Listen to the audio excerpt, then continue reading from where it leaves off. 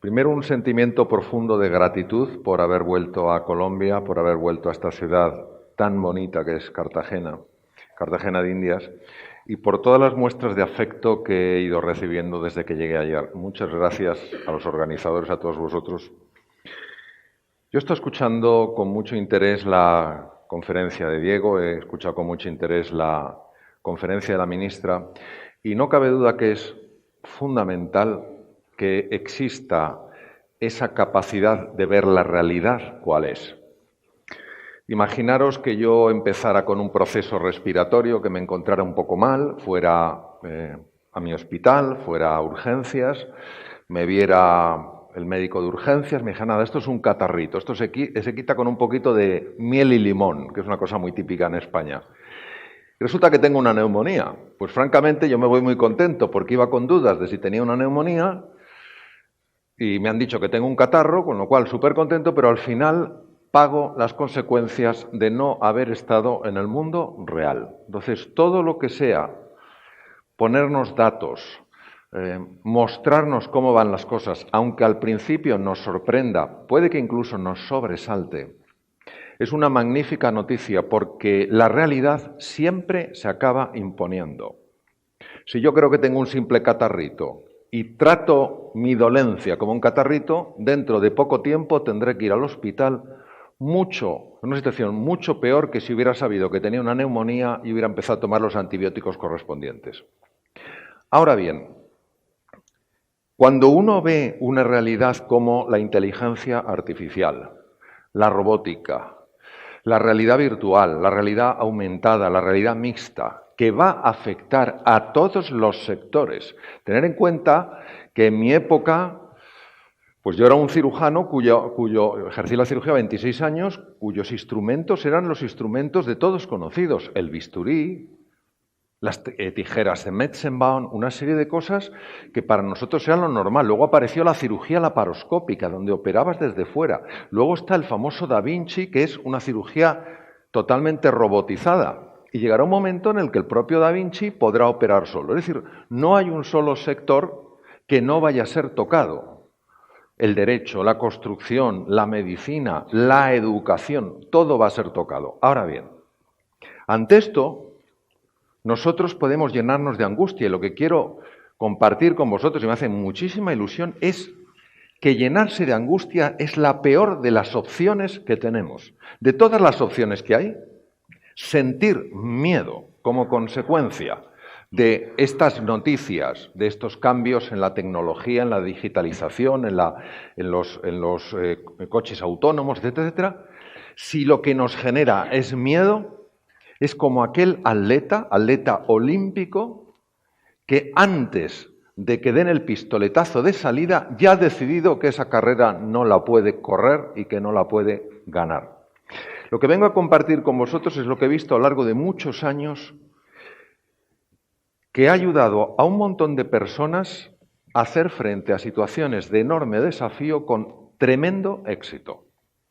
Lo que pasa es que el gran problema, por lo menos así lo veo yo, no está nunca en el desarrollo tecnológico que nos vaya a quitar puestos de trabajo. Eso obviamente es un desafío. ¿Sabéis dónde está el gran problema? El gran problema está en la mente humana. Ahí está el problema, en la mente humana. A ver, el Titanic, ¿sabéis que era el barco mejor que existía en el mundo? No lo llevaba un incompetente. El mejor barco del mundo no se le da a un incompetente. Lo llevaba el capitán Smith, que era el mejor marino de la Marina Mercante Británica, el mejor, y se lo dieron como honor porque se iba a jubilar y le dijeron, este hombre, que lo ha sido todo para la Marina Mercante inglesa, le vamos a dar la opción de llevar el transatlántico más fabuloso que se ha construido jamás. No fue la falta de conocimiento, que los icebergs tenían el 90 y pico % del hielo debajo del agua, era conocido desde los grandes navegantes holandeses. Eso era conocido. ¿Cuál fue el problema? ¿Por qué se hundió el Titanic? ¿Por qué murieron 1.500 personas en el Atlántico Norte? Por la mente humana. Porque el capitán decidió que ese barco no lo hundía ni Dios. Pero no solo el capitán el que lo pensaba, era el primer oficial, el segundo oficial, era el que llevaba la radio.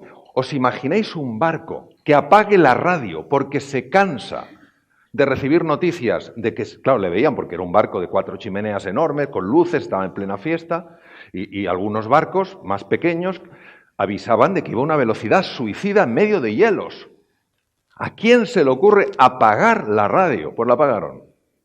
Estamos hablando de que nuestro gran desafío no está muchas veces fuera, sino está dentro de nosotros, y que si nosotros, juntos, porque esto no es una tarea de un individuo, juntos somos conscientes del increíble potencial que podemos poner sobre la mesa, entonces veremos la digitalización, los elementos autónomos, como una oportunidad y no como un peligro. Porque cuando revisemos cómo opera el cerebro humano nos daremos cuenta de la tremenda implicación que tiene decidir de entrada que algo que es nuevo, que es diferente, es un problema. Porque entre nosotros, ¿quién no quiere ser feliz? ¿Hay alguno de nosotros que no quiera ser feliz? Todos queremos ser felices. ¿Cómo vamos a ser felices si nos levantamos por la mañana pensando que esta revolución tecnológica que estamos viviendo es nuestro final? Es el se acabó. Porque antes, sabéis, en Estados Unidos se habla mucho de los blue collars y los white collars. El blue collar es la persona que trabaja mucho más con un mono en una fábrica, haciendo una serie de procesos, y el white collar es la persona un poco más de oficina, ¿no? Y claro, los white collars, las personas más de oficina, estaban tranquilos porque la máquina, la tecnología, la robótica iba a quitarle el trabajo a los blue collars. Y así somos a veces de egoístas los seres humanos, que mientras se lo quita al vecino, a mí me da. Pero claro, ahora, ¿quiénes están preocupados? También los white collars. No hay nadie que no pueda estar inquieto. Ahora, una cosa es reconocer que estamos ante un desafío importante, y otra, sentirse pequeño, insignificante, mísero ante ese desafío. Eso no lo podemos permitir. Porque si lo que queremos es experimentar la felicidad, es sentirnos bien, es avanzar, es educarnos, es progresar, es evolucionar, la angustia, la ansiedad y la preocupación no son buenos compañeros de viaje. Entonces, lo que vamos a explorar juntos es una serie de posibilidades para transformar el funcionamiento de la mente humana. Para reconocer ese tendón de Aquiles que todos tenemos, yo el primero, y que si no somos conscientes de ese tendón de Aquiles y el daño que nos puede hacer, nos dejaremos arrastrar por esas emociones que lo único que nos dan es sufrimiento. Y no merecemos esto. No estamos en este planeta para sufrir. Ya tendremos todos momentos de dificultad, momentos de incertidumbre, momentos de desafío, momentos de prueba, pero vamos, hacer de nuestra existencia un sufrimiento, y sobre todo un sufrimiento mental, tiene poco sentido. Bien, ¿dónde tenemos el desafío, queridos? El desafío lo tenemos en que esto es completamente, lo que vamos a ver es completamente contraintuitivo, es decir, funcionamos al revés de cómo podríamos funcionar. Y entonces existe una enorme resistencia a lo que supone sacarnos de esa zona, que sabéis que se llama la zona familiar o zona de confort, porque sencillamente no lo vemos. Tal vez alguno de los que estáis aquí fumáis. ¿Cuántas veces os tienen que decir en las cajetillas que fumar mata? Yo creo que tenéis que estar hasta el gorro. Creo que tenéis que estar hasta el gorro. Decir, bueno, ya lo sé, no me lo pongo a más veces. Entonces, tenemos que probar nuevos abordajes para conseguir otros resultados. Hablaba la ministra de la importancia de la productividad y también Diego, en su magnífica conferencia, hablaba de la importancia de la productividad. Vais a ver cómo los estados de la mente afectan directamente a la productividad. Porque no se trata de producir cualquier cosa. Se trata de añadir valor con tu producción, de ser creativo, de ser innovador, de sorprender, de generar una nueva experiencia. Pues fijaros, ya escritores de la talla de Molière apuntaban maneras, es decir, ya nos alertaban sobre el peligro que tenemos dentro de la propia mente. Fijaros lo que dice, pues sobre todo a los que estéis un poquito más lejos. No hay nada que la gente, y todos somos gente, porque a mí me hace mucha gracia cuando dicen, es que la gente es envidiosa. O sea, estoy yo y está la gente. Fijaros de qué manera el propio lenguaje nos traiciona y nos hace ver que somos de otro nivel. Nosotros, no, yo no soy envidioso. Yo no tengo celos. ¿Pero qué es eso? Vamos a reconocer las cosas sin ninguna crítica, sin ningún autocastigo, sin ningún flagelarse, sin ningún llenarse de culpa o de vergüenza. Lo reconocemos y decimos, muy bien, reconozco que esto es así y ahora lo voy a cambiar. Pues decía Molière, no hay nada, un libro muy interesante se llama El Tartufo, no hay nada que la gente no pueda ingeniárselas a nosotros para elogiar, reprobar o encontrar una justificación, pero atención, que sea acorde con las propias inclinaciones, juicios y creencias. ¿Quién de vosotros sabe qué parte del cerebro recibe la información visual? Estamos entre amigos, aquí no hay ninguno. ¡Qué barbaridad! Pero eso no es, no. ¿Qué parte del cerebro? Con que me lo señaléis vale. Exacto. Impresionante. El lóbulo occipital. En el lóbulo occipital es donde están las áreas alrededor de la cisura calcarina y ahí se recibe la información, el movimiento, los colores, las formas, la luz. Por eso las lesiones en el lóbulo occipital afectan directamente a la visión. Bien. De 100 datos que llegan al cerebro y que construyen mi percepción, de esos datos, ¿entendéis lo que quiere decir la percepción? O sea, lo que yo veo. Digamos, imaginaos, está lo que hay y lo que yo veo. De lo que yo veo, ¿qué porcentaje pensáis que es información que viene del lóbulo occipital, que es de donde viene la visión? ¿Qué porcentaje? ¿Se entiende la pregunta o a esta hora de la tarde es un poco... ¿Se entiende la pregunta? ¿Qué porcentaje? El 10, teniendo en cuenta que la única zona del cerebro a la que llega información visual es el lóbulo occipital, que solo sea un 10% lo que yo utilizo de esa información para construir mi imagen visual, es un poco pequeño. No digo que esté mal, es un poco pequeño. No, 90% haber dicho, ¿verdad? 100%, señor lógico. Esto parece una subasta, que nada más. Atención, porque el caballero que ha dicho el 10% ha estado bastante cerca, es un 20%. Y entonces uno se pregunta, vamos a ver. Esto no lo entiendo, Mario, vamos a ver. Si tú dices que toda la información visual entra en el lóbulo occipital, la parte de la cabeza, ¿cómo es posible que en la construcción de la realidad que yo veo, solo el 20% dependa del elemento visual? Porque el 80% depende de mi experiencia, de mis creencias y de mis emociones. ¿Qué os parece?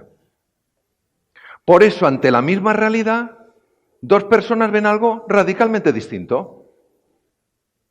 Pues claro, nosotros no podemos cambiar lo que entra por el lóbulo occipital, pero sí podemos cambiar lo que entra por otros lados del cerebro. No porque vayamos a hacer ninguna operación neuroquirúrgica a nadie, sino porque la mente es capaz de cambiar la física del cerebro. Y eso lo sabemos ya de forma incuestionable en ciencia. Entonces vamos a explorar esto. Claro, en esta vida lo más fácil es ver de qué cojea la otra persona. Es decir, qué fácil es ver lo que esa persona hace mal, lo que tendría que hacer bien. Es que es muy fácil, si es que lo sabemos por experiencia. Pero qué difícil es mirarse hacia uno y decir, ¿qué puedo hacer yo? Es decir, no cabe duda que aquí estén representados personas con un impacto enorme en el desarrollo de un país tan extraordinario como Colombia. Pero todos, yo el primero, tenemos la tendencia a decir, esto que lo haga el gobierno. Y ahora que está la ministra, pues le toca a ella. Y ahora que toca el presidente después, pues más. ¿Qué nos toca a cada uno de nosotros? ¿Qué nos toca a cada uno de nosotros? ¿Qué es lo que podemos hacer cada uno de nosotros, sobre todo si somos personas que caminamos juntos. Y eso es lo que vamos a ver, no desde un lenguaje azucarado, hombre, porque nos vamos a abrazar todos, nos vamos a querer mucho en el proceso. No, vamos a ver cómo nuestro cerebro es un cerebro social. No se puede entender la evolución del ser humano si no se entiende qué es el animal racional, social por excelencia. Somos seres de encuentro.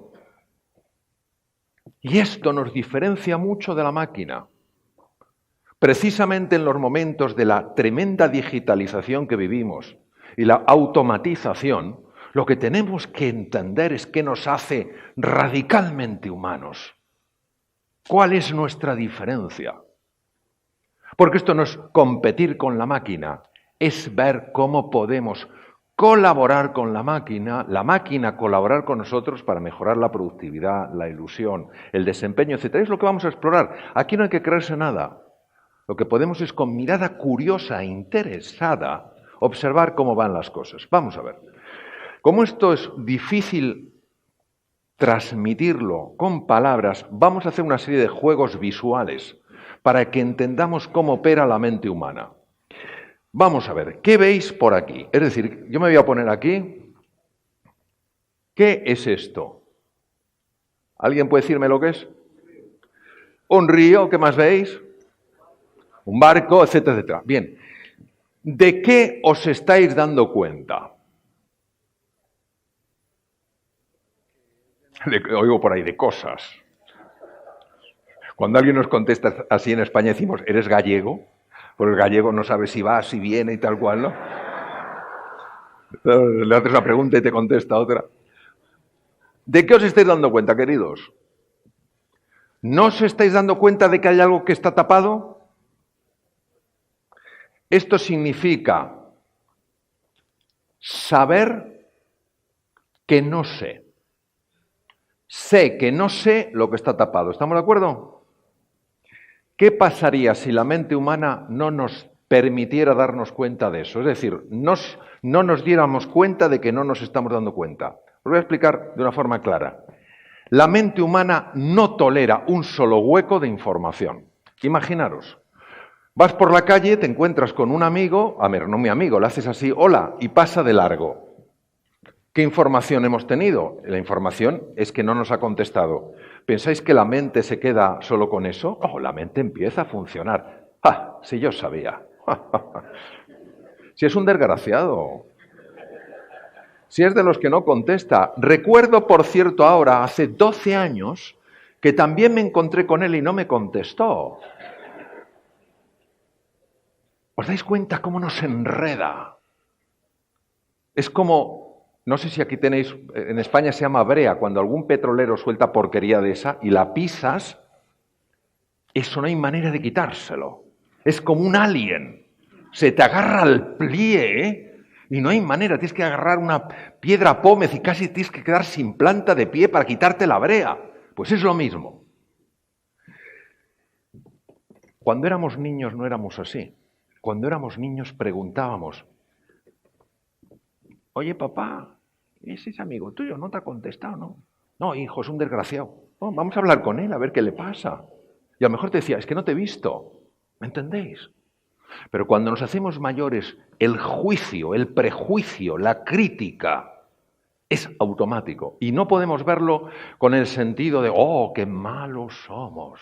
Necesitamos un periodo de ayuno para aliviar esta culpa. No, lo que necesitamos es comprender que estamos llamados a ser todos científicos, a explorar, a investigar y decir, vamos a ver, yo me acerco aquí y es verdad que falta algo. De lo que yo veo da la sensación de que es un río, un barco, lo que sea, pero sé que hay algo que me estoy perdiendo, con lo cual tengo una mirada mucho más humilde, mucho más interesada para explorar, ¿me entendéis? Pues vais a ver lo que está detrás. Probablemente nada de lo que imaginábamos ninguno. Es un cuadro que se llama La Copa del Titán. La Copa del Titán. Pero como esto todavía no es una experiencia lo suficientemente fuerte, y vosotros queréis una experiencia más fuerte, que sí, decidme algo. para que sepa que estáis vivos. Bien, ¿queréis una experiencia más fuerte? Os voy a mostrar una experiencia más fuerte y la he puesto delante de ingenieros que no se lo creían y utilizaron analizadores de color. Dijeron, oye, tienes razón. Digo, sí, es que es sencillamente para que nos demos cuenta de cómo opera la mente humana. Vamos a ver. Este es un tablero de ajedrez con un cilindro, muy normalito. Quiero que observéis el cuadrado A y el cuadrado B. A y B. Solo hay A y B. La pregunta es, ¿tienen el mismo color? Alguien ha dicho sí. Me tienes que contar lo que has bebido a la hora de comer. Porque yo me he tomado una lulada y no me ha generado ese efecto. Le has debido echar algún tipo de bebida, como dicen, espirituosa, de esta espirituosa, ¿no? Bien, a ver, si no hemos fumado nada raro, si no hemos bebido nada raro y hemos dormido un poco decentemente, el cuadrado A y el B no tienen el mismo color. No tienen el mismo color. Ahora bien, todos miramos a esa persona que ha dicho sí como si fuera rarita. Y sin embargo no lo es. Porque ha intuido que esto tiene truco. Y es que la mente humana tiene truco. Y vamos a ver lo que ocurre cuando quito los efectos que engañan a la mente. Vais a ver. Voy a empezar a mover cosas.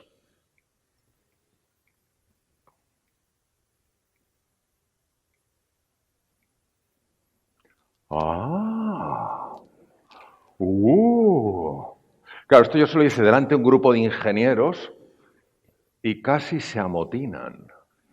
Dice, eso tiene truco. No tiene truco. Es que el cilindro y la sombra generan una serie de cosas que engañan al cerebro para que el cerebro se crea que son dos colores distintos. Os voy a poner otro, también sorprendente, no tanto pero curioso. Si os quedarais un ratito viéndolo, todos os marearíais. Lo cual tiene gracia teniendo en cuenta que la figura no se mueve. Porque esto es un poco paradójico. Y tú estás mareado, ¿no? Un poquito. Dice, ¿y eso? Porque estaba viendo una figura que no se mueve, pero me he mareado. El cerebro, la mente y el cerebro impone movimiento a lo que normalmente lo tiene. Esto es muy típico en los supuestos, como previamente me ha ido mal, ahora me tiene que ir mal. ¿Por qué? ¿Por qué? No, es que me ha ido mal. Es que en el pasado me fue mal. Oye, es que esa niña es una monada. Acércate. No, me fue mal en el pasado con las mujeres. Damas que estáis aquí, ¿cuánto valoráis la insistencia que no el agobio? Algunos de los caballeros que tenéis novia o estáis casados y mujeres igual, ha sido parte de la insistencia que te ha permitido reconocer en la otra persona dimensiones que antes no veías, que no es lo mismo la insistencia que el agobio. Bien, pues lo que quiero es que entendamos que la mente humana es nuestro gran desafío. Porque si pensamos que nuestro gran desafío es exclusivamente las tecnologías digitales y toda la robotización, y no atendemos al juego interno, vais a ver el impacto que tiene en el cerebro. Y eso es lo que tenemos que saber gestionar. Una de las competencias de las que hablaba Diego y que se está hablando a nivel mundial en las mejores universidades del mundo es la capacidad de la autogestión. Tuve la suerte hace un mes de estar en Oxford, en un evento hablando de este tema, y había 3 o 4 premios Nobel que hablaban de que las capacidades emocionales y de autogestión eran absolutamente claves hoy en día, junto con las capacidades tecnológicas, aprender un poco cómo interpretar datos, etc. Bien. Hay un libro muy interesante que lo escribió un coreano que se llama Shang King, que habla de una estrategia que es la estrategia del océano azul. Yo voy a utilizar el concepto, pero de una forma radicalmente distinta. Shang King habla de océano rojo y océano azul. ¿Qué diferencia veis entre los dos océanos? Observarlo. Aparte del color. Hay menos barcos en el azul. De hecho, en el azul hay un barco y el rojo está, en España diríamos, petado de barcos. ¿Qué quiere decir? Lo que ellos quieren decir es que para triunfar, para mejorar la productividad, para tener más impacto, tienes que conseguir convertirte en un océano azul. En el océano rojo las personas se pelean por 4 migajas. Los barcos ahí apretados, intentando tener un poquito más de agua. En el océano azul, la competencia la dejas irrelevante. Lo que nosotros vamos a ver es qué elementos de la mente humana pueden hacer que os mováis en un océano azul. Porque si no gestionas la mente, no puedes gestionar lo que hay fuera. Y eso es lo que vamos a ver. Pero tener en cuenta que nuestro desafío es que nuestra mente es de océano rojo. Vamos a ver, ¿cómo te llamas tú? Carolina. Carolina, ¿te gustan los pasteles? ¿Cuál es tu pastel preferido? ¿El chocolate? Chocolate. Chocolate. Bien, quiero que pienses en tu pastel preferido. ¿Tú crees que hay gente golosa aquí a tu alrededor? Bueno, sacan un pastel de chocolate ahora que es casi la hora de merendar y nos tiramos en plancha todos a por el pastel de chocolate. Océano rojo. Estamos taladrados con el concepto de océano rojo. Tenemos que explorar cuál es el océano azul, porque esto puede implicar una diferencia en vuestra vida profesional y personal y en la vida de todo un país extraordinario.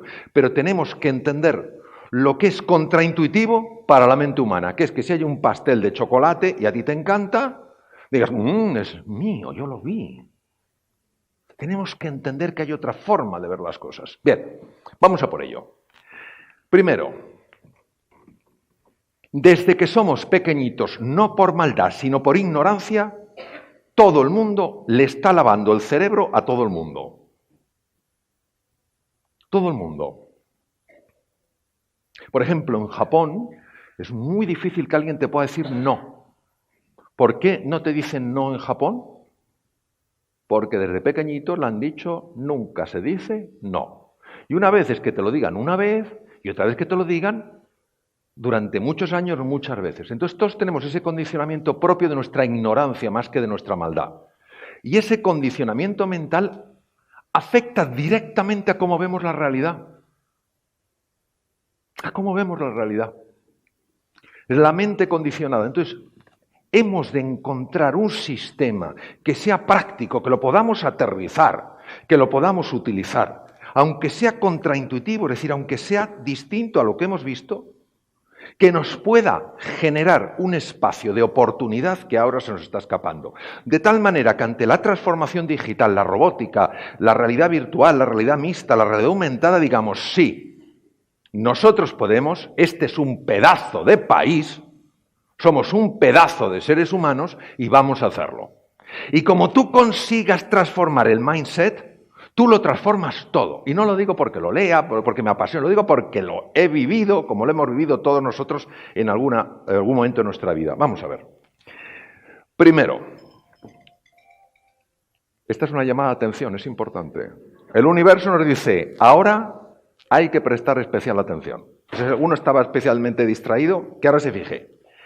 Primero, nuestra mente ha sido condicionada a pensar que vivimos en un mundo escaso. Es decir, si hay un pastel de un determinado tamaño, eso es lo que hay. Con lo cual, fijaros el problema es que nos convierte en rivales, no en competidores, en rivales. Yo ya no veo, Carolina, ya no veo a Carolina como una competidora, la veo como una rival. ¿Y entendéis la diferencia? Cuando tú compites, eso es sano. Cuando ya hay rivalidad, ahí saltan chispas. Bien. ¿Qué pasaría si todo el universo estuviera construido en la abundancia, pero nosotros lo empequeñecemos? ¿Qué pasaría si Carolina y yo, en lugar de tener esa mentalidad de escasez, tuviéramos una mentalidad de abundancia y dijéramos, oye, a los dos nos gusta el pastel de chocolate, tenemos un montón de amigos? ¿Hay por aquí en este hotel, que es fantástico, alguna cocina? Ah, pues sí, hay varias cocinas. ¿Y tienen harina? ¿Y tienen chocolate? ¿Y tienen azúcar? ¿Y hay alguien que sepa hacer este pastel? Ah, pues sí. Y entonces hacemos pastel para todos. Pero que hay una cocina en este magnífico hotel, que hay chocolate, que hay ingredientes, ni se nos pasa por la cabeza. Vamos a por mi trozo de tarta. Y al otro, que le den. Y no hay maldad, es pura ignorancia. Os voy a explicar cuál es el problema de vivir con mentalidad de escasez. Activas el instinto de supervivencia. Por lo menos yo sobreviviré. Rivalidad, celos y envidias. Está más cerca del pastel que yo, este mundo no es justo. Yo tengo que tirarme en plancha y sí, comeré el pastel, pero con 8 huesos rotos. La vida es injusta. Celos. Avaricia. Solo tengo hambre para un cuarto de pastel, pero por si acaso mañana tengo más hambre, me como medio. Esto es típico en las meriendas. Cuando sales, hablo de meriendas que las organizan, por ejemplo, en un congreso, sales y sales con un poquito de hambre y ves esos croissants, ¿sabes los croissants estos? Pero no miras el croissant te mira a ti. Es otro tipo de croissant. El croissant que te mira a ti es otro tipo. Te mira y dice, cómeme. ¿Y tú qué haces? Pues claro, te dejas llevar por la tentación. Te comes uno, ya estás lleno, pero no es suficiente. Porque otros también han visto los croissants. Y si por la noche no tengo demasiado para cenar, mejor engullo como un pato. Es la mente humana. Y luego estás con la tripa que no sabes dónde ponerla diciendo, creo que he comido demasiado. Pues sí. Vamos, de hecho te has hartado a comer. Bien. Preocupación, ansiedad, angustia. Ha visto, el pastel está ahí, pero no solamente lo tiene Carolina, es que también lo han visto los que están al lado. Ya empiezo a estar preocupado. Ira y miedo. Queridos, vosotros pensáis que vale la pena vivir con este patrón mental. Pero es lo típico. Si es que nos pasa a todos. Pero que nos pase no quiere decir que no se pueda transformar. Os voy a decir cómo afecta, sobre todo en lo que ha comentado la ministra, fundamental la productividad. Mirad, esta es una de las curvas más importantes y más desconocidas. La descubrieron en 1908 dos investigadores de la Universidad de Harvard. 1908, y todavía no la conoce casi nadie. Aquí está el profesor Yorkis y el profesor Dodson. Se dieron cuenta de lo siguiente. Se dieron cuenta que, me voy a poner como si yo estuviera aquí dentro de la tabla, se dieron cuenta de que nosotros necesitamos un nivel de tensión para funcionar bien. Es decir, como nos decías tú, Diego, oye, aquí hay que ponerse las pilas, esto es urgente. Claro que sí. Yo tengo un nivel de tensión y fijaros, el nivel de tensión, ¿veis cómo se traduce en eficiencia? Porque la curva, el eje de las abscisas, me parece que es el eje de las X, es el performance. El performance es la productividad, es la creatividad, es la capacidad de negociar. Fijaros que hace falta un nivel de presión para tener un nivel de performance. ¿Lo veis todos? Bien. Pero observar que cuando sube la tensión, ¿qué pasa con el performance? Que baja. ¿Lo estáis viendo? ¿Qué es lo que mete el exceso de tensión? La mente humana. Vamos a suponer lo que ha estado diciendo Diego esta mañana, es urgente, hay que sacar, porque talento aquí en Colombia hay un montón. Lo que pasa es que es como las esmeraldas, hay un montón, pero hay que sacarlas a flote. Es como el oro, hay un montón, pero hay que sacarlo a flote.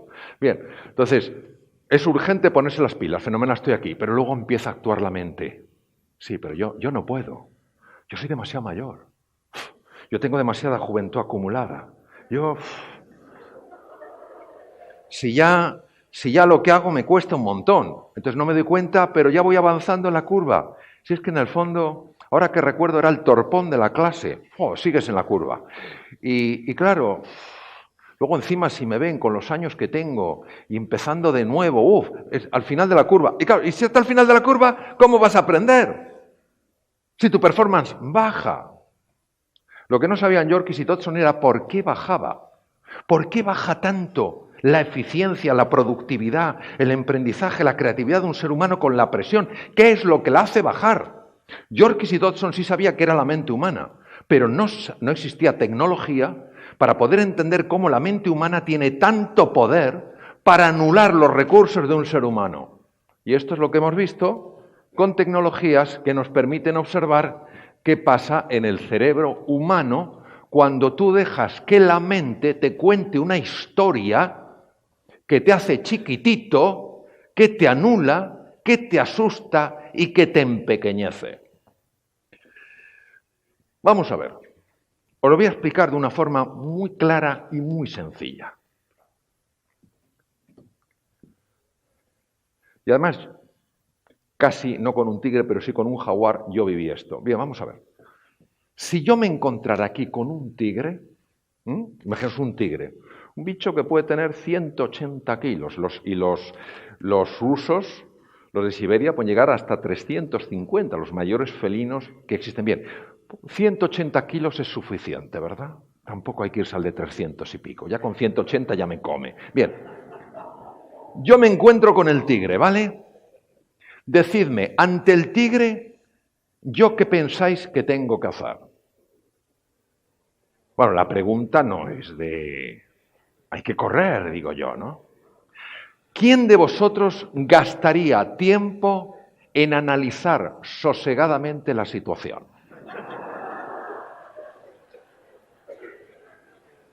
¿Qué opciones tengo? Ninguna. Ya te lo digo, ya tienes ninguna. Segunda, ¿quién de vosotros gastaría algo de tiempo en buscar, cuando tienes el tigre ahí, buscar algo de tipo creativo? Voy a hacer un movimiento extraño a ver si el tigre se confunde. ¿Quién de vosotros invertiría algo de tiempo en negociar con el tigre? Bien, a correr que toca. Esto está claro, ¿verdad? Bien. Para correr a la velocidad a la que tengo que correr, que sería superior, por supuesto, a la que yo corro, tiene que ir una cantidad masiva de sangre llena de oxígeno, de glucosa y de adrenalina a los músculos. ¿Lo entendéis? Porque tiene que multiplicar la potencia muscular por 5. Si tienes un coche de 100 caballos, lo tiene que convertir el motor en 500, porque si no, tú no escapas del tigre. No es que te dé la seguridad que tengas un motor de 500, escapar del tigre, pero por lo menos aumentas tus oportunidades. ¿A que sí? Bien. Luego la sangre tiene que ir a las piernas. Para que vaya tanta sangre a las piernas, tiene que haber una reorganización del flujo sanguíneo. Tiene que robarse sangre de algunos territorios para llevárselo a las piernas, ¿se entiende? Porque el cuerpo humano no puede fabricar sangre. ¿De dónde roba sangre? Le doy unas cuantas pistas antes. ¿De dónde roba? ¡El cerebro! A ver, ¿cuánto pesa vuestro cerebro? Uno dirá, en mi caso el 90%, porque soy como un genio, lo doy todo, me vengo arriba, el 90%, el 25%, este cuerpecillo solo sirve para pasear a mi cabeza. Llévame ahí. Y el cuerpo me lleva. No. Nuestro cerebro pesa el 2% del cuerpo. Es una birria, ¿no? O sea, el 98% no es peso cerebral. ¿Sabéis cuánta sangre se lleva? El 25%. Es como si el 2% de las empresas de Colombia se llevaran el 25% de todo el presupuesto. ¿Por qué? Porque hace falta muchísimo oxígeno, muchísima glucosa para las complejísimas funciones del cerebro. ¿Entendéis esto? Claro. Entonces, ¿qué ocurre? Que cuando el tigre me persigue, todas las zonas altamente complejas del cerebro que me permiten analizar, ser creativo, ser emprendedor, ser innovador, negociar, empiezan a no recibir sangre y esa sangre se va a las piernas. Pero no es suficiente lo que roba del cerebro. Ha de ir sangre de otros lugares. ¿De qué más sitios pensáis que ha de robar sangre? Del tubo digestivo. Vamos a ver, a mí me está persiguiendo un tigre. Yo paso al lado de un árbol lleno de mangos y no me voy a parar. No hay tiempo para eso. Pero fijaros lo inteligente que es el organismo. El organismo consigue que pese menos. ¿Cómo es posible que yo pueda pesar menos? Es importante que pese menos porque la misma potencia, menos peso, voy más rápido, ¿sí o no? ¿Sabéis lo que hace un órgano que está en el cerebro que os presentaré? Lo que hace es que algunas personas, ante la presencia del depredador, tengan un despeño diarreico. Dos ventajas. Uno, pesas menos. 2, si tienes suerte, el tigre se resbala. Ventaja añadida. Ventaja añadida. Bien, entonces, ya tenemos menos sangre en la cabeza, menos sangre en el tubo digestivo, incluso un despeño diarreico. Claro, el tubo digestivo, una vez que el colon ha desplomado y te ha quitado peso y vas más ligero, el tubo digestivo se paraliza porque no es momento para comer. Pero además tiene que robar de más sitios. ¿De dónde pensáis que roba? ¿De dónde? ¿De la vejiga? La verdad es que el órgano es un poco extraño, pero la vejiga es que es un reservorio. Entonces la vejiga lo que pasa es que se contrae, haces eso y todavía pesas menos. Es un buen tema. ¿De dónde más pensáis que roba? El corazón no puede robar porque el corazón está bombeando la pensa. Muy bien, roba de la piel. ¿Y de dónde más? Los pulmones no puede, porque los pulmones están intercambiando oxígeno a toda velocidad por CO2. ¿Dónde roba? De la piel, ya lo he dicho. Sí, el hígado produce una contracción porque mete sangre en el torrente circulatorio y el bazo igual. ¿Pero de dónde más roba?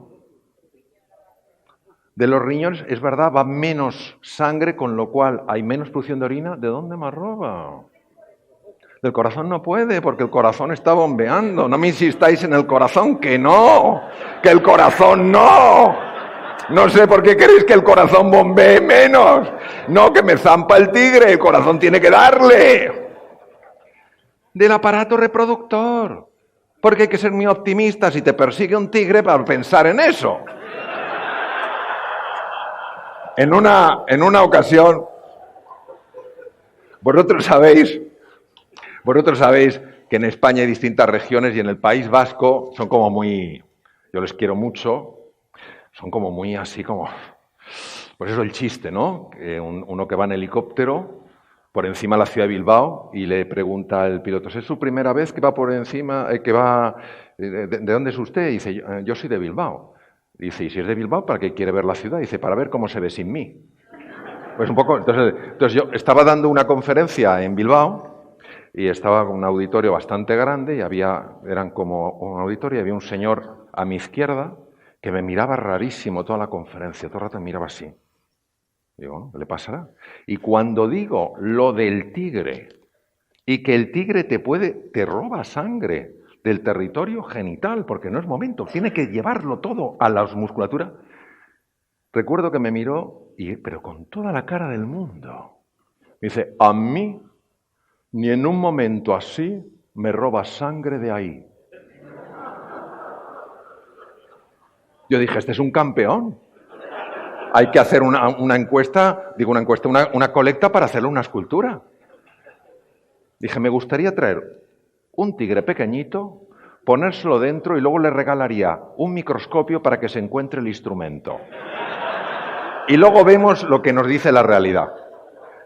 Y diréis, bueno, Mario, ¿pero esto qué tiene que ver con nosotros? Todo. ¿Por qué este núcleo que veis aquí, en los lóbulos temporales del cerebro en color rojo, se llama la amígdala? Que no son estas. Porque una ocasión se me olvidó decirlo en un curso pequeñito, había una persona que empieza a ponerse súper pálida, yo no había traído un cerebro, a veces llevo un cerebro, fotos y tal, empecé a hablar de la amígdala y el tío empieza a ponerse súper pálido. Y le digo, ¿qué le pasa a este hombre? Me acerco y digo, oye, ¿qué te pasa? Y me mira y me dice, estoy entendiendo toda mi vida y ya no tiene remedio, es que me las quitaron de pequeño. Entonces, la amígdala, que viene del griego almendra, es el centro que detecta el peligro, el tigre, y organiza el cambio del riego en todo el organismo para que la sangre se derive del tubo digestivo, a través de un sistema complejísimo, del tubo digestivo a la musculatura, del sistema genital a la musculatura. Lo único que preserva, del cerebro, por supuesto, a la musculatura. ¿Qué nos pasa? Pues ahora entendemos a Yorkis y Dodson. El cerebro humano está preparado para hacer frente a la amenaza y la mente le dice, no es un tigre, pero es la tecnología digital, como si fuera un tigre. Es igual de mala. Y los robots.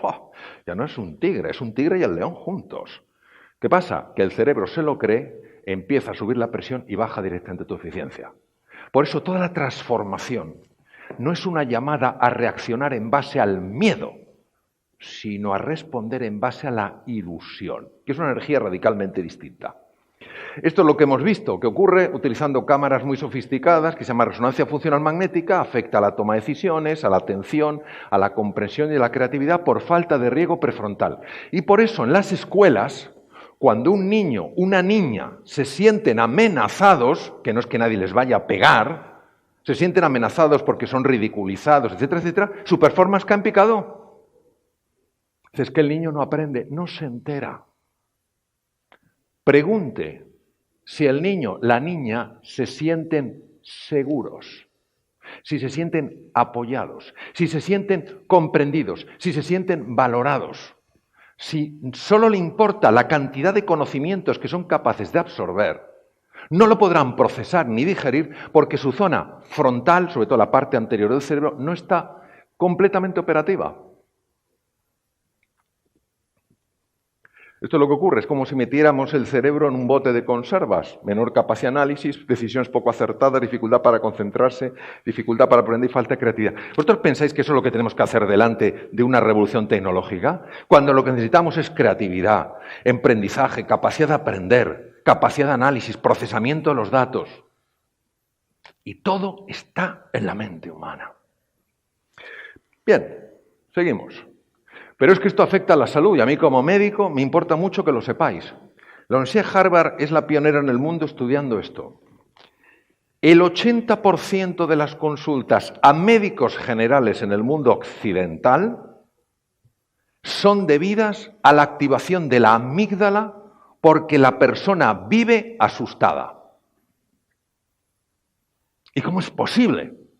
Pues porque ante el tigre se tiene que activar un sistema que se llama sistema nervioso simpático, que es el que debe mandar la sangre a los miembros, tiene que cortar el tema digestivo, tiene que cortar el tema reproductor, porque es lo que toca. Lo que toca es correr, y cuanto más deprisa, mejor.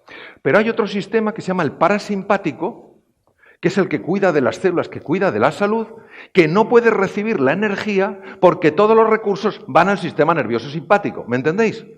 Entonces, ¿qué pasa? Que las células, que se calcula los 60 trillones de células que hay en el organismo, no pueden recibir suficiente aporte y entonces la persona empieza a enfermar.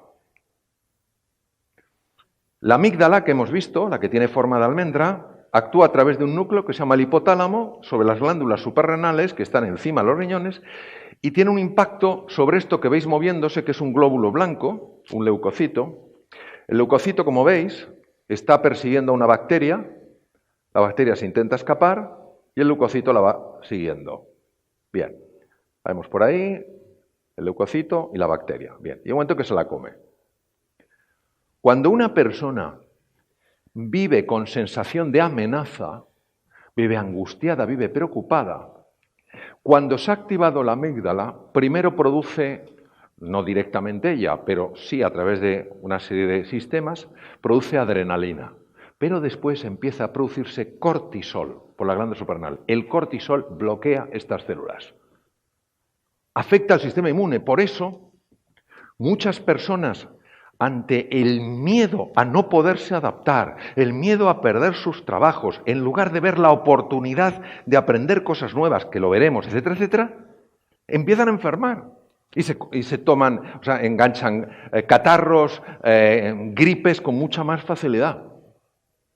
No tiene sentido. Y esto en medicina, en 6 años de carrera nadie me habló de esto, ¿eh? Bueno, el tubo digestivo.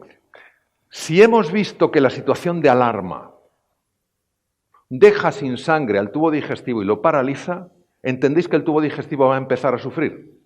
Y empieza a producirse una rotura dentro de las uniones de las células por las que empiezan a meterse bacterias y producen procesos inflamatorios que se están viendo cada vez con más frecuencia y que están, por ejemplo, relacionados con algunas enfermedades complejas. Nuestro organismo no está diseñado para vivir asustado. Nuestro organismo está diseñado para vivir ilusionado. Lo que pasa es que la mente es capaz de dar la vuelta a la partida y hacer que vivamos asustados. Los cromosomas. ¿Quién hubiera imaginado que esto tenía impacto hasta a nivel del cromosoma?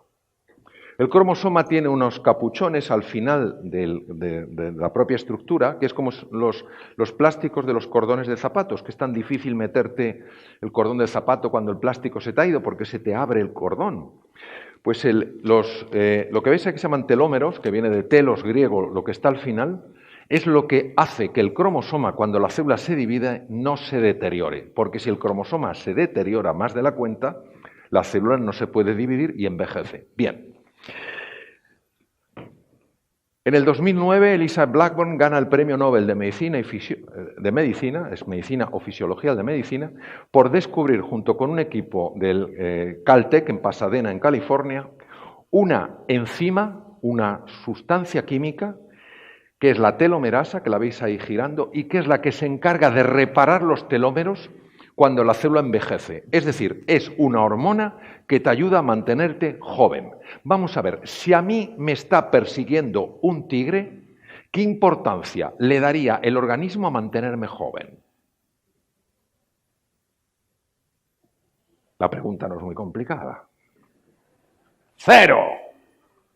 Porque con que viva un día más, ya es para celebrarlo. No voy a pensar si vivo un año, 20 más. El sistema parasimpático, el que se anula ante el miedo, es el que protege y el que favorece la liberación de telomerasa. El ser humano está hecho por naturaleza para hacer frente a los desafíos con serenidad, con confianza y con entusiasmo, no con miedo. Pero la mente es capaz de girar la ecuación, cambiarla y entonces sufrimos y lo pasamos mal. Bien. Esto está pasando muchísimo a nivel social y en las empresas. Ante la revolución digital, ante la robotización y lo que puede suponer, sensación de impotencia. Lo que os he dicho, yo soy muy mayor. Tendencia al aislamiento. ¿Por qué? Porque me siento incapaz, me siento avergonzado, me siento pequeño y desánimo. Y esto tiene un impacto inmediato en la eficiencia, en la productividad, en todo. ¿Qué ocurre? Falta de compromiso. ¿Cómo te vas a comprometer en una aventura si crees que no tienes ninguna opción de salir vivo? Entonces tú no estarás comprometido, estarás en fase de cumplimiento. Cumplo y miento. Haces como que, sí, muy interesante, vamos a empujar. Pero en el fondo lo que estás deseando es salir de ahí pitando, porque estás viendo un tigre. Falta de cooperación y resultados pobres.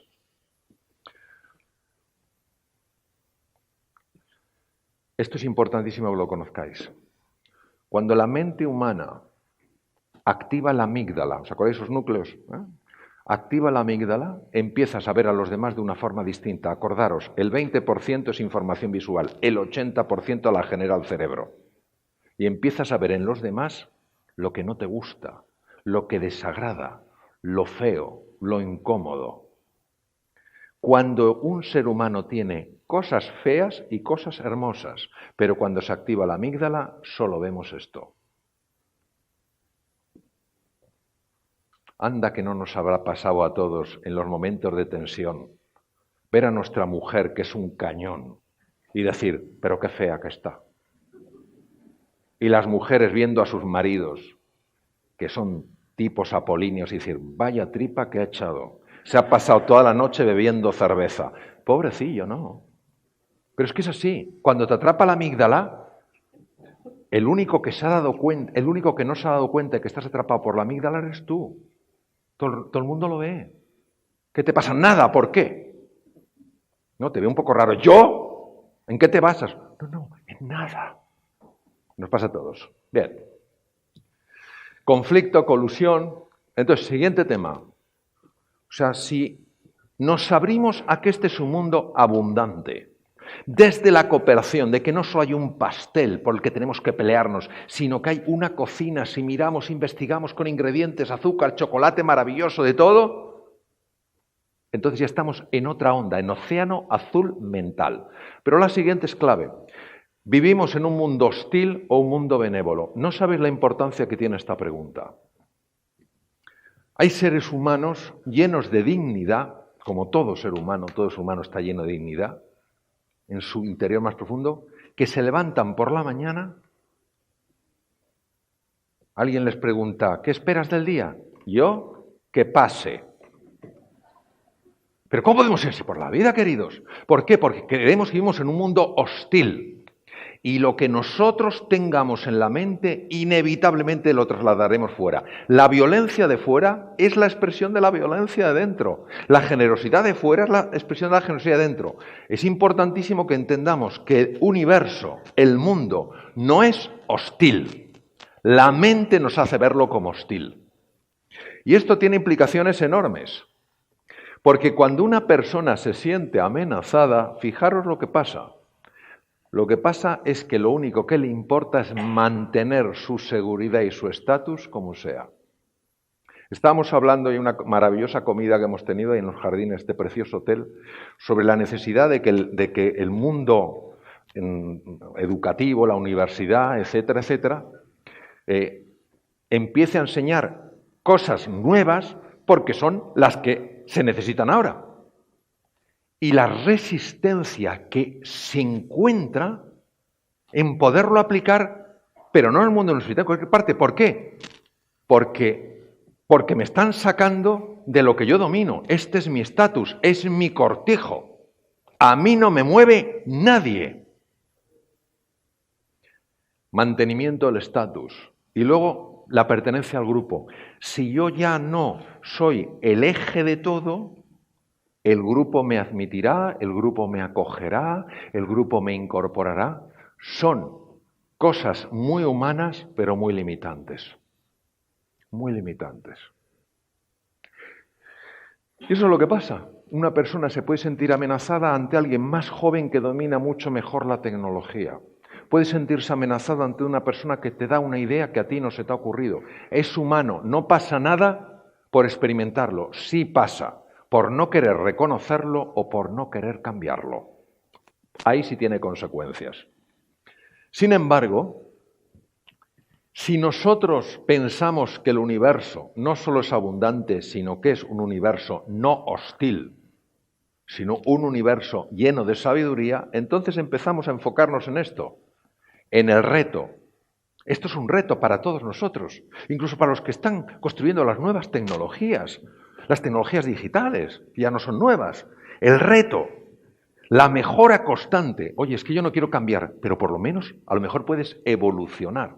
Y cuando empiezas poquito a poco a evolucionar, ya estás cambiando. Y la importancia de contribuir. Vosotros os dais cuenta del ejemplo que vosotros ya veis, y esto no es regalar vuestros oídos porque eso lo sabe todo el mundo, la cantidad de ejemplos que habéis dado al mundo vosotros como país, como Colombia. Hemos estado viendo las estadísticas donde Colombia se ha retrasado un poco. ¿Por qué no puede volver a ser un líder en todo esto? Ser un ejemplo de cómo verdaderamente se lo toma en serio, empieza a aflorar ese talento, a modernizar sus temas, a cooperar cada vez más. ¿Por qué no? ¿Por qué no?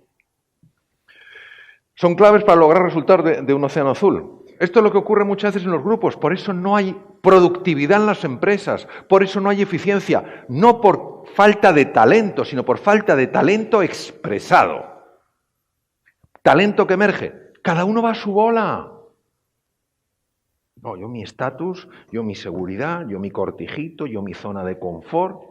Y entonces, claro, con esos vectores, cada uno apuntando a una dirección del espacio, el vector puede conseguir cosas buenas, pero no extraordinarias. Ahora, si estáis unidos por una ilusión común, por un sentido de contribuir a este gran país, a vuestras empresas, a vuestros asociados, a las personas a las que estáis ayudando no solo en temas de vivienda, no solo en temas de salud, en temas de educación, sino les estáis ayudando a ser felices, y os dais cuenta de la bella tarea y os sentís llamados de verdad a esta contribución, es que el vector se altera y el vector se convierte en una cosa radicalmente distinta, porque ahora sí compartís, ahora sí colaboráis, ahora sí cooperáis. Sentido de pertenencia, confianza, compromiso. Y es que emerge de forma natural. Si es que nadie os va a dar la solución, si es que la tenéis dentro, lo que hay que hacer es que tiene que emerger, tiene que aflorar, y eso solo emerge cuando se ponen las condiciones adecuadas. Superar retos que parecen imposibles. Mirad, os voy a contar uno de los ejemplos que a mí más me apasiona. Yo soy un enamorado de la naturaleza y de los animales. Lo que veis ahí parecen unos simples pingüinillos, ¿no?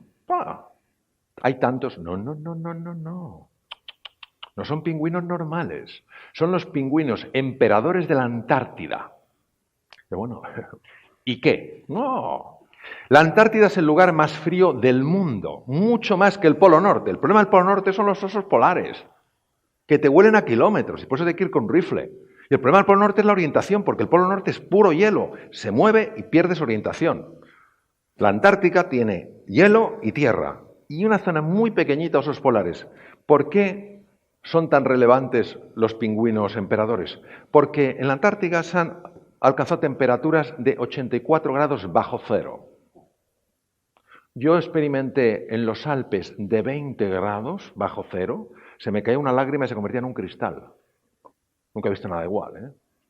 80 bajo cero, que con el viento austral la sensación es de menos 100.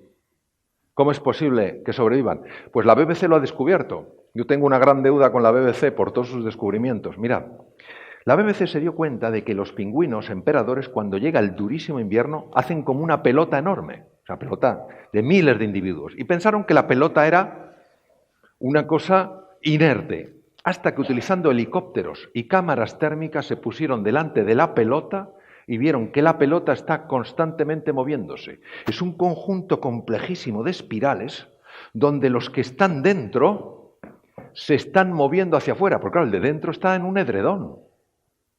¿Entendéis? Rodeado de plumas, feliz, pero el de fuera, como esté unos minutos ahí, se le congela la sangre literalmente. Entonces, los de dentro tienen que ir hacia afuera y los de fuera se van moviendo hacia adentro en un movimiento rítmico. ¿En qué se basa esto? En que a todos les importa el vecino. Imaginaros el de dentro. Yo estoy aquí muy calentito, somos muchos, yo que muevo las patitas, pero que en el sitio que me quedo. Y el de fuera, angustiado, diciendo, ¿se moverá el de dentro? Todo está basado en la confianza. Qué enseñanza del mundo animal. Pero voy a poner otra cosa preciosa, también de la BBC. Esto fue una investigación que hizo la BBC en Kenia. La BBC manda investigadores durante muchos años para ver si consiguen sacar un documental espectacular de algún animal. En este caso, del guepardo o chita, el animal más rápido que hay en el mundo. Para que os hagáis una idea, un guepardo pasa de 0 a 80 en 3,4 segundos. Equivale a un Ferrari Modena de 340, creo que son 340 caballos. Vais a ver lo brutal que es el ataque de un guepardo, aunque lo conozcáis, pero lo recordamos. Vamos a un poquito de sonido, please. Bueno, déjalo sin sonido. No pasa nada. De todas maneras, muchas gracias. No pasa nada. Bien, vais a ver lo rápido que es. Mira, 0 a 80. El 80% del tiempo va en el aire. Solo toca un 20% el suelo. Impresionante, ¿no? Ahora, lo que estáis viendo es la gacela de Thompson. Es el alimento del guepardo. El guepardo es un animal que caza de forma individual, aunque vive en comunidad, caza de forma individual, a diferencia de las leonas que cazan en packs. Bien. Esta es la historia de unos investigadores de la BBC que localizaron una guepardo hembra que estaba embarazada, que estaba esperando crías, dio a luz 3 machos y les fue enseñando a cazar. Bueno, como se pasa mucho tiempo, los investigadores observaban, los guepardos se hicieron mayores y la madre les enseñó a cazar. Y ellos cazaban sus gacelas de Thompson. Cada uno cazaba su gacela de Thompson cuando la conseguía enganchar, la pillaba. Pero entonces sucedió algo extrañísimo. Las gacelas de Thompson empezaron a desaparecer de ese territorio. La BBC no descubrió por qué. Esto es rarísimo porque estas gacelas de ese territorio jamás emigran. Y de repente los guepardos se quedaron sin comida.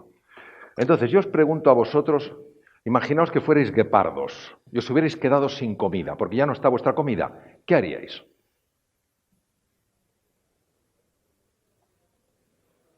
Alguien que se lance. Yo si fuera guepardo haría esto.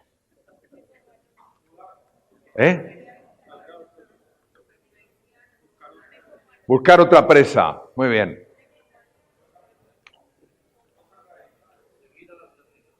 Seguir a las gacelas. Las gacelas han desaparecido y no saben dónde. Entonces, las respuestas normales, habituales, son o cazar otra presa o emigrar. El guepardo no puede emigrar porque no tiene grasa. Un animal sin grasa que emigra, el cuerpo se come su propia musculatura. Pero lo más fascinante lo escuché en un comité de dirección donde les conté la historia del guepardo. Y dije, si fuerais guepardos, ¿qué haríais? Y uno de los directores dijo, yo me comería a uno de mis hermanos. No veáis cómo le miró el resto. Vaya individuo que tenemos aquí.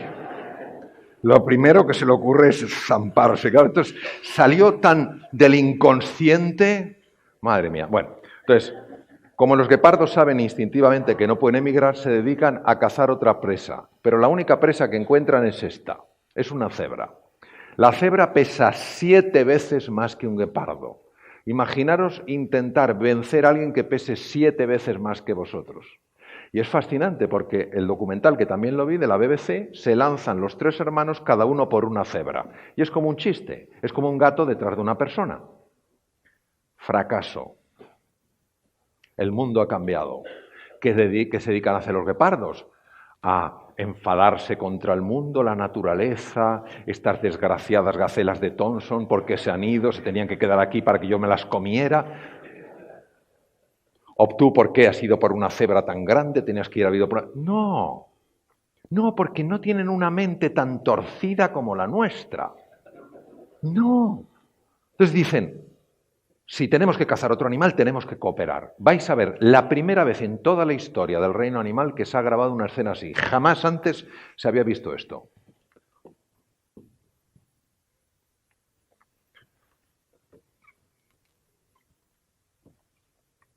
Bueno, tiene sonido, pero es igual.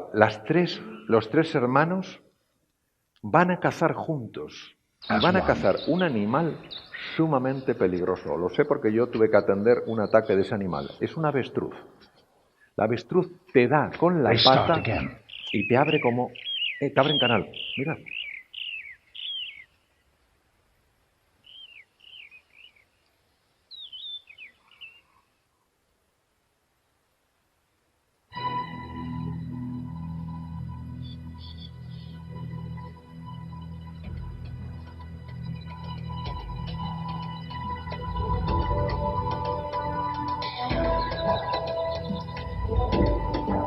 An ostrich outweighs and outguns a single cheetah.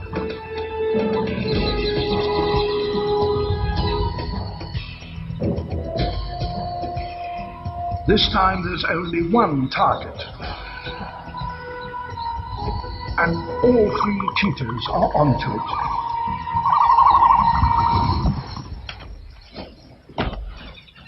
The third brother starts to throttle the ostrich.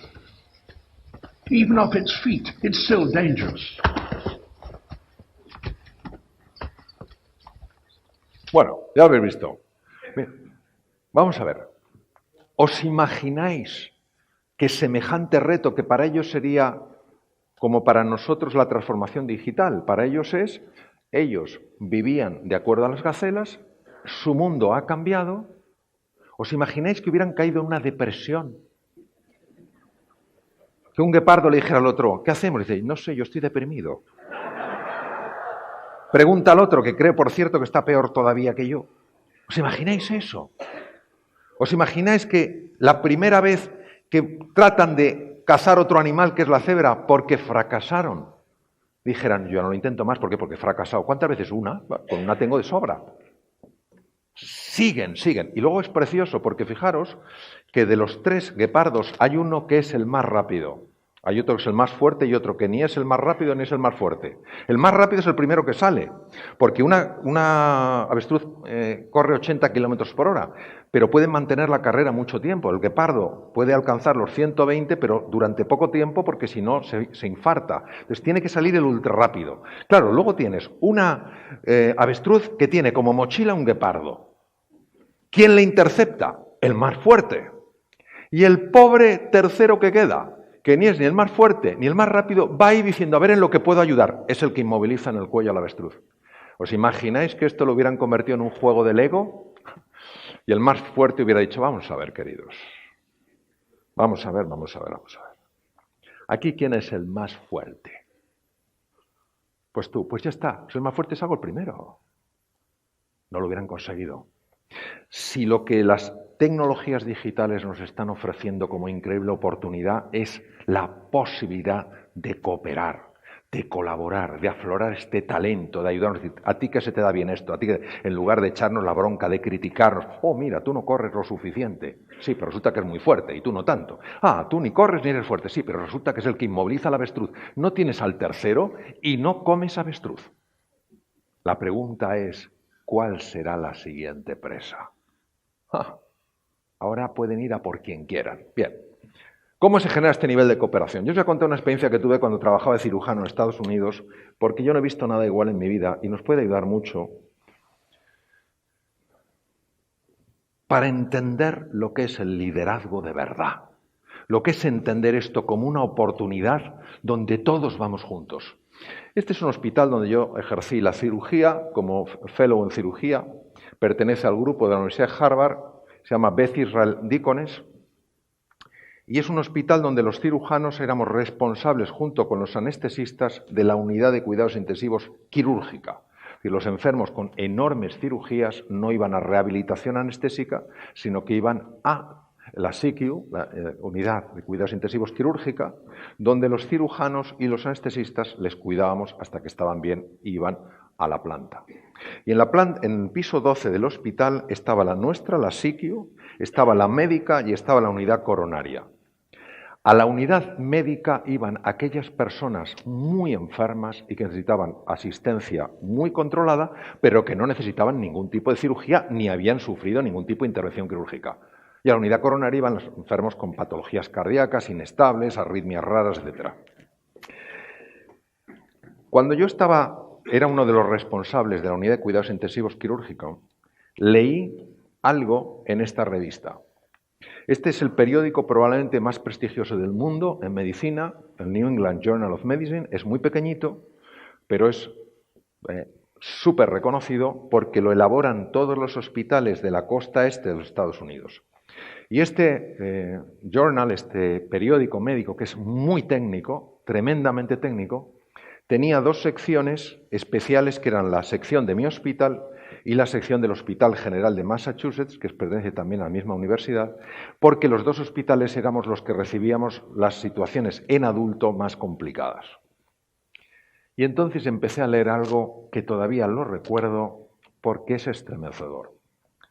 La unidad Berenson era unidad de cuidados, unidad de urgencia, ingresa un adolescente, no recuerdo la edad, creo que eran unos 16, 17 años, un adolescente en shock, delirando, diciendo cosas raras, con un fiebrón. La madre explica un poco lo que ha pasado, que no viene al cuento. El chico, la infección, le ven en urgencia y dice, este chico está gravísimo. Inmediatamente a la UBI. Y lo llevan a la UBI. Y está tan grave que según llega le tienen que intubar. Porque tiene una gasometría, o sea, el oxígeno está por los suelos.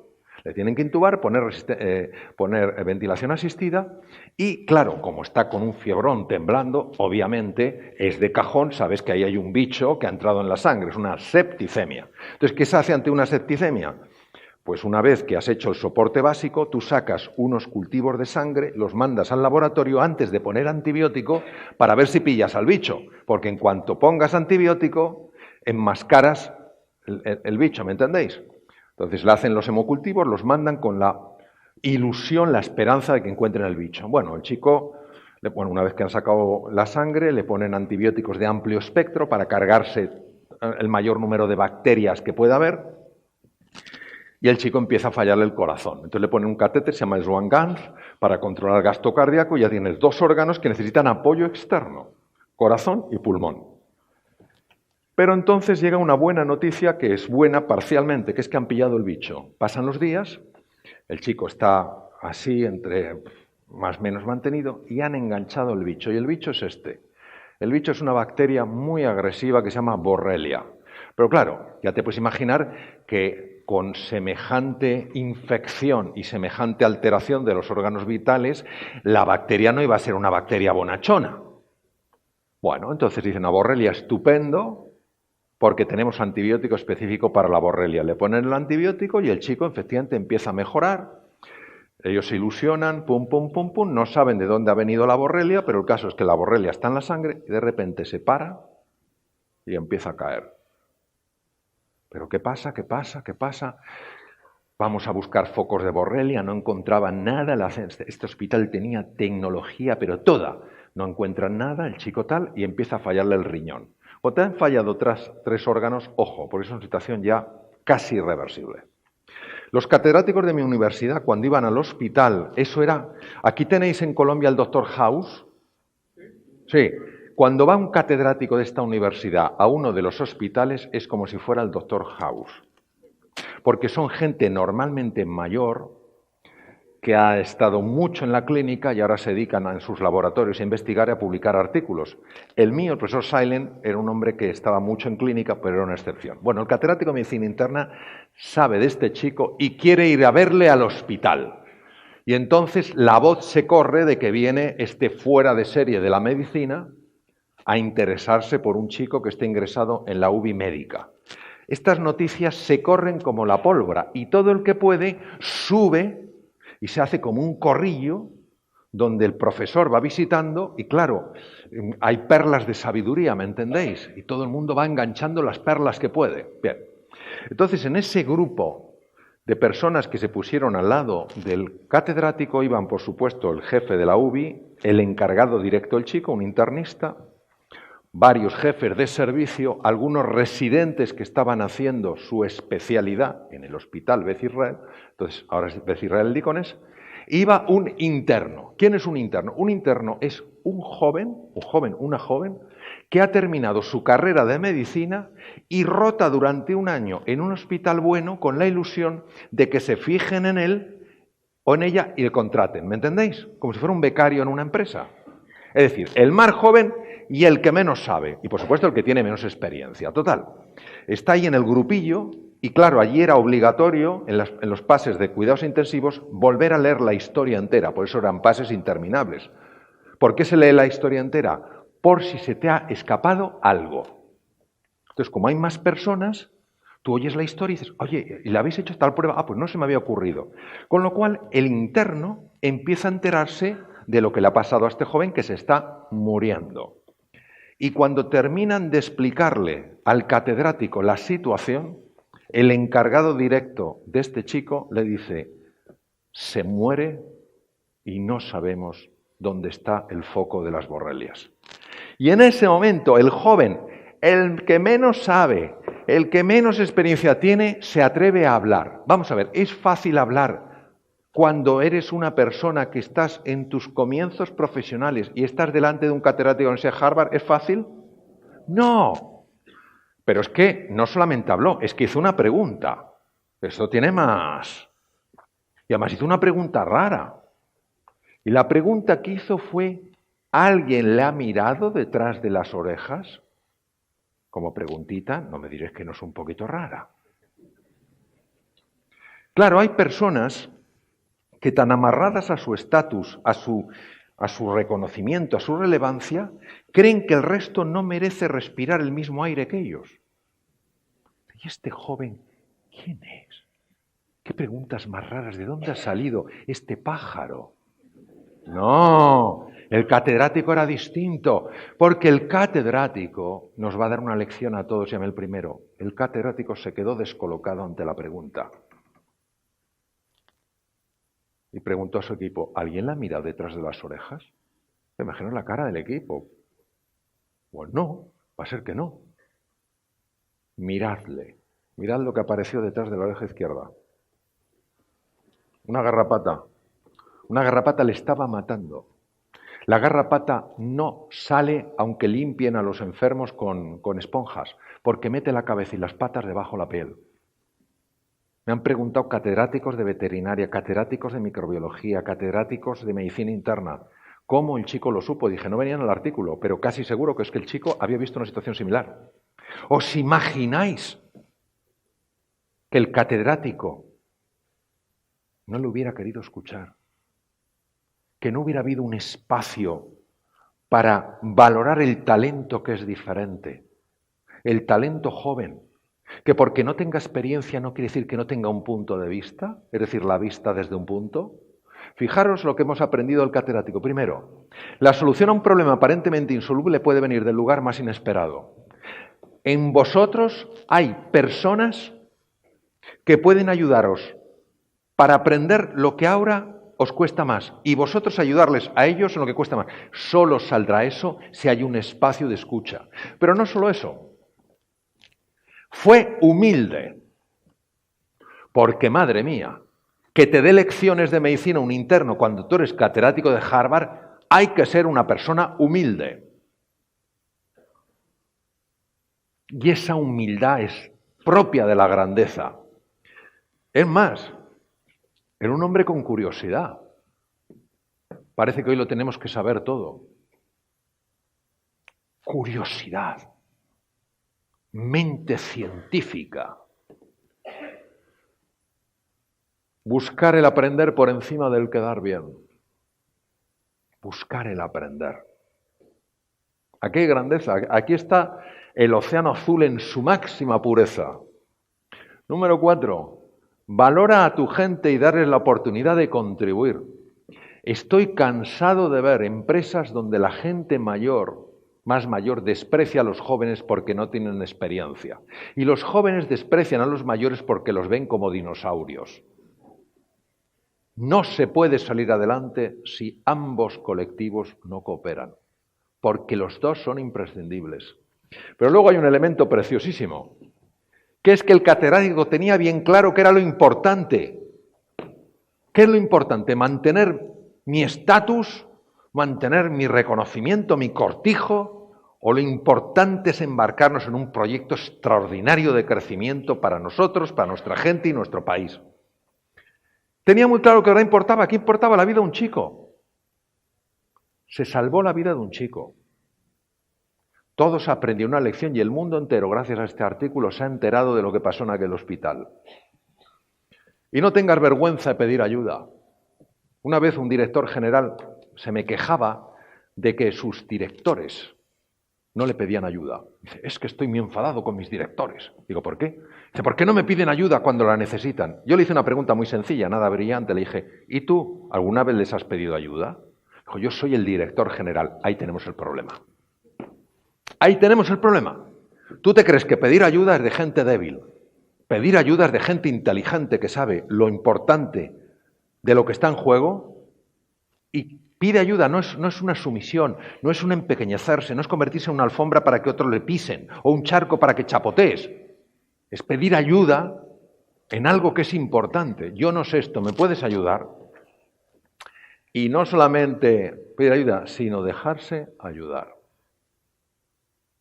Fijaros qué contrario a cómo muchas veces hemos condicionado nuestra mente. Sé generoso en el compartir. Sé generoso en el compartir. Busca cómo ayudar a tus compañeros. Busca cómo ayudarles. Ahí hay grandeza. Quien vive con mentalidad de océano azul vive en la ilusión, la serenidad y la confianza. Esto se acerca bastante a la felicidad. O sea, vivir en el océano rojo es me estoy pegando con todo quisqui, encima mi cuerpo está sufriendo, mi cerebro está mermado y sufro. ¿Qué negocio más malo? ¿Qué negocio más malo para personas aparentemente tan inteligentes como los seres humanos? Quien vive con mentalidad océano azul vive en la ilusión, la serenidad y la confianza. Ilusión. Por supuesto que yo me voy a adaptar, por supuesto que yo voy a crecer, que juntos vamos a crecer. La serenidad, claro que podemos, juntos podemos. Y la confianza, hay un enorme talento, y lo sabéis. Hay un enorme talento en esta sala, hay un enorme talento en este país. Es un país extraordinario. Pero al final, si la mentalidad no es la adecuada, hasta la gente más extraordinaria no sale adelante. Crecimiento, mejora, cooperación, creatividad, espíritu emprendedor y contribución. Y entonces te pasas al lado distinto de la curva, es decir, reconoces el desafío, inteligencia artificial, robótica, realidades virtuales, realidades aumentadas, realidades combinadas, etc. Pero no entras aquí. Entonces estás despierto, atento, potente, no asustado, empequeñecido, arrugado. Y lo fascinante es que esto, ya Cajal, la persona más citada unas 500 veces al año en los journals de neurociencias, y eso que murió en 1934, Cajal ya hablaba de este concepto, no se podía demostrar en su época, neuroplasticidad, cuando un ser humano vive con alegría, vive con ilusión, vive con confianza, forma nuevas neuronas. Por eso escribí Reinventarse, porque la gente tenía que entender, los seres humanos teníamos que entender que nunca es tarde para aprender, nunca es tarde para empezar, nunca es tarde para reconectar con tu grandeza. A veces lo cuento y alguno me lo ha comentado que le hizo mucha gracia. Lo que me pasó, yo aprecio muchísimo a cantidad de profesores que he tenido y tuve profesores magníficos en psicología médica en la facultad cuando tenía 19 años, pero tuve una profesora, claro, no existía investigación en aquella época, que recuerdo que dijo en una clase, a los 7 años la personalidad está totalmente hecha, ya no puedes cambiar. Yo tenía 19. Entonces, claro, esperé a que acabara la clase, me acerco y digo, profesora, quiero hablar con usted porque me parece que ha hecho una cosa un poco categórica. Y era una mujer un poco, a ver, ¿qué he dicho? Digo, ha dicho usted que a los 7 años la personalidad está totalmente hecha, que no se puede cambiar. Dice, eso he dicho exactamente. Digo, oiga, es que yo tengo 19 años y quiero cambiar muchas cosas de mi vida. Me miró y me dijo, es tarde. Pero os imagináis que ahora que tengo 62 años me hubiera quedado con mentalidad de 7. Dice, oye, ¿por qué estás así tan retrasadito? Digo, porque es que me lo creí. Me creí que a los 7 no se podía cambiar. Entonces, está súper demostrado que se puede cambiar, que se puede reinventar el cerebro, es un cerebro plástico, pero no si uno vive asustado. Porque el cortisol que se libera ante la huida del tigre mata las neuronas que se tienen que generar. Las mata. Porque ya os podéis imaginar que perseguido por el tigre, lo último que me importa es hacer más sesitos, por si le gustan al tigre. No, se paraliza la formación de nuevas células. Decir sí al reto produce mejoras, produce nuevas conexiones descubiertas por Cajal. Decir sí al reto hace que células madre en el cerebro, incluso del adulto, no paran nunca el proceso, células madre se conviertan en nuevas neuronas. Trabajar con pasión en un proyecto desafiante es la clave de la reinvención. Trabajar con pasión, no con miedo, no con angustia, no con sensación de impotencia, sino con pasión, con convicción. Tú empiezas a transformar eso y vaya que si te adaptas. Vaya que si te adaptas. ¿Cómo no te vas a adaptar si tienes todos los recursos internos para adaptarte? Helen Keller. Helen Keller se quedó ciega, muda y sorda cuando era una niña pequeña. Tenía 16 meses de edad. La dieron por imposible. El mundo había cambiado. No veía, no oía. Pero alguien creyó en ella y se convirtió en la primera mujer en la historia que el mismo año en 1912, 4 años después de York y Dodson, fue la primera mujer en la historia que se graduó con honores por la Universidad de Harvard. La primera mujer en la historia. La entrevistó un periodista que conocía el lenguaje de los sordomudos a través del tacto. Y le dijo, señorita Keller, porque claro, ya no podía ver, ¿hay algo peor en esta vida que ser ciego?